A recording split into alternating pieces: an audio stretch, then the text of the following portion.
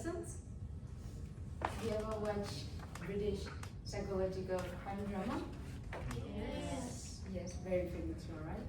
So in the movie, a 30 years old student killed his schoolmate. So yes, the movie shows something uncomfortable, but true, teenager can cause real harm.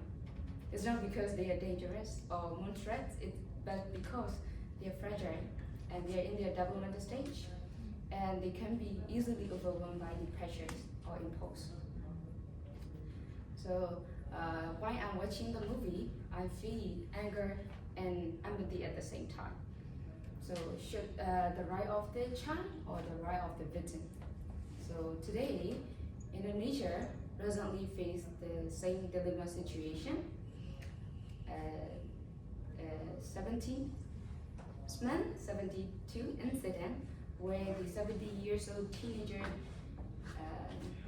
who had been bullied and wanted to revenge by carrying out a suicidal bomb attack. So according to the AP News report, this kind of case, bombing carried out by a teenager at school targeted to his friends, is the first time in Indonesia.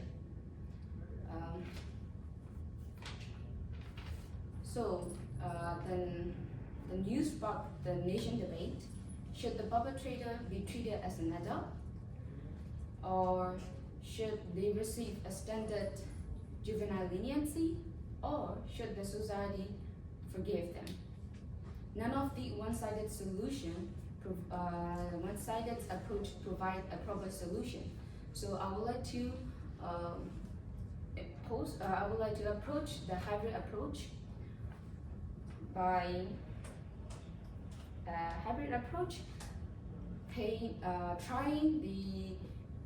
trying the perpetrator in the juvenile court, but provide a special serious offense pathway, which includes stronger sanctions paired with intensive rehabilitations. This approach balances the accountability of the severity of the crime and the recognition of the teenagers' potential for change. So why not the adult court?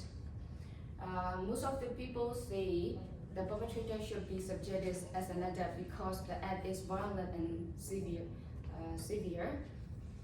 But the International Child Rights and International Juvenile Justice Principle reject this idea. According to Convention on the Rights of the Child, CRC, Articles 37 and 40, as cited in an article, International Legal Framework for Child Rights and Juvenile Criminal Justice in Indonesia, provide a clear framework. The first one, no child under 18 may receive a death punishment, which means death sentence or life imprisonment. Second one, child deprived of liberty must be treated with dignity and separated from adult offender.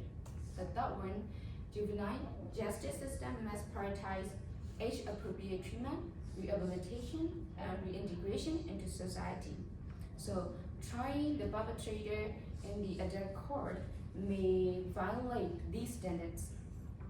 The CRC require the country to treat the minor offenders differently because their developmental stage, courtesy for change, and vulnerability are fundamentally different. And why not the standard juvenile leniency? Some people also argue that the perpetrator should receive the standard juvenile leniency because he is young, but this is not a small conflict, a small fight in the school. This is a serious violent offense, a bombing case, right? So even the law of Indonesia recognize this kind of cases. For example, the Indonesia Juvenile Justice Law, Law number 11, 2012, when a child commits a serious crime, especially one involving violence, the judge is allowed to give stronger consequences, including longer periods of detention in juvenile facility. So this open stricter action when the case is serious, but the problem is implementation. So most of the juvenile cases end with very light sanctions because of the social pressure, lack of guidelines, and the lack of the rehabilitation facilities. So relying on the juvenile leniency does not provide a proper solution. This ignores the seriousness of the case, and also it does not address the accountability. So, and the third one, why fully forgiveness is dangerous.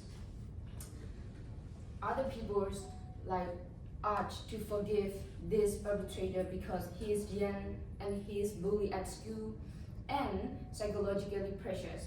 According to a neighbor report in the AP News, he is a quiet child who always staying in his room using his phone and computer, and also his parents divorced over 7 years ago. This kind of circumstances make the people feel empathy.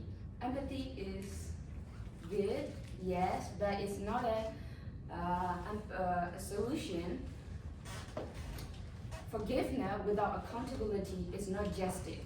So, according to Journal of Adolescent Health 2019, youth who commit serious violence act with proper intervention have a significantly higher chance to commit a crime again within 3 to 5 years. Forgiveness alone does not reduce this rate, but rehabilitation does. So, I think so I would like to propose a balanced approach. First, remain the case in the juvenile court. This provides a real lawful protection for the minor offenders, and then provide a strict offense policy, which include longer detention, psychological evaluations, and provide a proper education during custody, and family consultation, and also monitoring after the release. According to the UNODC Model Law on Juvenile Justice 2022 reports, combining accountability with rehabilitations reduce continue to commit crime and many youth offenders up to 40%. So I already proposed the approach and also mentioned the debate, but to this case, we noticed the gap in Indonesia juvenile justice system. So I would like to call to action to revise juvenile justice regulation, and I would like to oppose the attempt to push minor into adult counters under current law, and I would like to reject call for full forgiveness without accountability. So this case challenges us to rethink how we respond to the serious crime committed by the minor offenders. Justice is not about punishment. Rehabilitation is not just about forgiveness. A hybrid approach, accountability plus rehabilitation is what this case demands. So thank you. Thank you.